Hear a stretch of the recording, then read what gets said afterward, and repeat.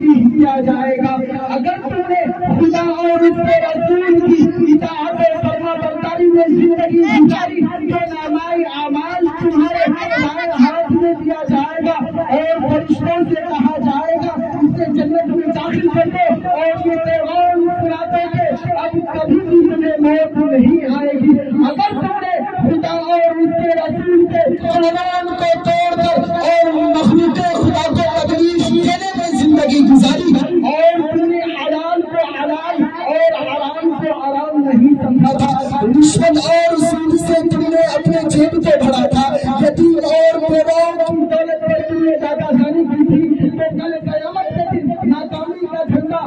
پیچھے کی طرف سے بائیں ہاتھ میں پکڑایا جائے گا اور فرشتوں سے کہا جائے گا اس کم پر چلے جاؤ اور جہنم میں آگے منہ ڈال دو۔ عزیز دوستو، آج دنیا میں انسان دولت کمانے اور حاصل کرنے کی بڑی کوشش کرتا ہے، راتوں میں جاگ کر اور دنوں میں تھک ہار کر خون پسینہ ایک کر کے جمع کرتا ہے،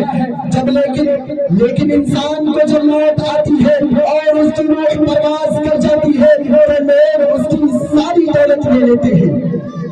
اگر اس کے بدن پر کوئی زیور ہوتا ہے خواہ وہ معمولی ہی کیوں نہ ہو اسے بھی اتار لیتے ہیں اور اسے اپنی دولت سے سوائے کفن کے کچھ بھی حاصل نہیں ہوتا، کوئی چیز اس کے ساتھ نہیں جاتی، ساری چیزیں یہیں پڑی رہ جاتی ہے۔ لوگ نہلا دھلا کر کفن پہنا کر قبرستان کی طرف چل دیتے ہیں اور قبر میں دفنا کر سارے لوگ واپس چلے آتے ہیں، کوئی اس کے ساتھ نہیں رہتا۔ آج دنیا کی کوئی چیز اس کے ساتھ نہیں ہے، ساری چیز یہیں پڑی رہ جاتی ہے، صرف ایک ہی چیز اس کے ساتھ جاتی ہے، وہ ہے اس کے اعمال، خواہ اچھے ہو یا برے۔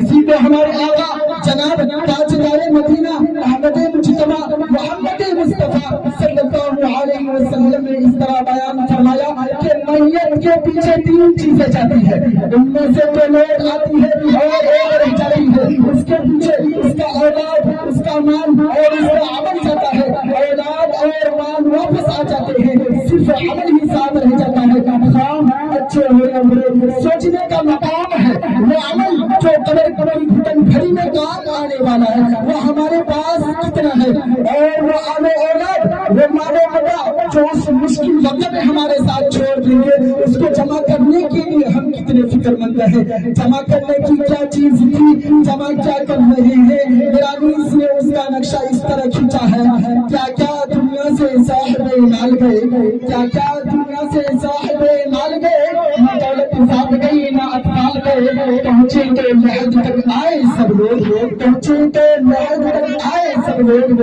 ہمراہ گئے تو آوال گئے۔ عزیز دوستو، سکندر بادشاہ کا نام آپ نے سنا ہوگا، بہادری اور شجاعت میں مشہور تھا، نوجوانی کے وقت یونان سے چلا اور فتح کرتا ہوا ہندوستان آ پہنچا، سرزمین پنجاب کو فتح کر لیا اور آگے نہ بڑھا۔ یہیں سے جب اپنے وطن کی طرف واپس ہونے لگا تو اس کی طبیعت خراب ہو گئی اور ایسا معلوم ہونے لگا کہ جان نہیں بچے گی۔ اس نے اپنے وزیروں کو بلایا اور کہا کہ دیکھو اب میرا وقت قریب آ گیا ہے اور میں آپ لوگوں سے جدا ہو جاؤں گا، جب میں مر جاؤں گا آپ لوگ میرا کفن دفن کر دیں گے۔ انہوں نے کہا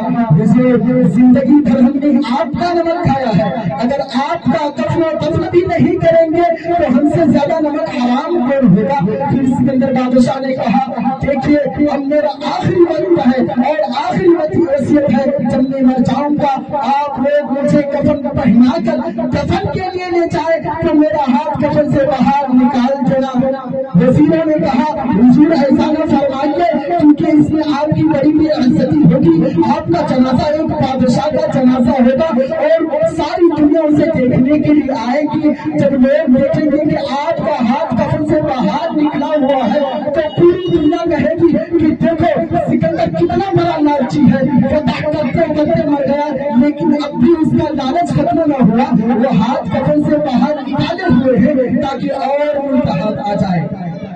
پھر سکندر بادشاہ نے کہا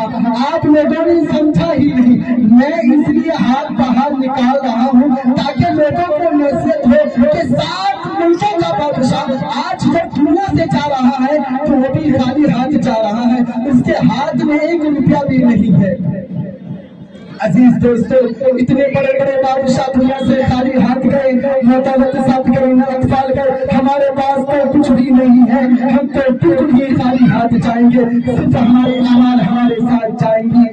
عزیز دوستو، آج کا انسان یہ سوچ رہا ہے کہ ابھی تو جوانی ہے، کچھ اس سے فائدہ اٹھانے پہ، جب داڑھی پک جائے گی تو ہم بھی تمہاری طرح نماز پڑھ لیا کریں گے، روزہ رکھ لیا کریں گے۔ حالانکہ وہ جانتا ہے انسان کو موت ماں کی گود میں بھی آ سکتی ہے اور وہ جوانی میں بھی آ سکتی ہے۔ موت نہ تو کسی کی جوانی دیکھی ہے اور نہ تو حسرت و یاس دیکھی ہے۔ چنانچہ اللہ رب العزت نے قرآن کریم میں ارشاد فرماتا ہے، اذا جاء اجلهم فلا يستأخرون ساعة ولا يستقدمون۔ جب انسان کو موت آتی ہے نہ ایک گھڑی پیچھے آتی ہے اور نہ ہی ایک گھڑی آگے آتی ہے۔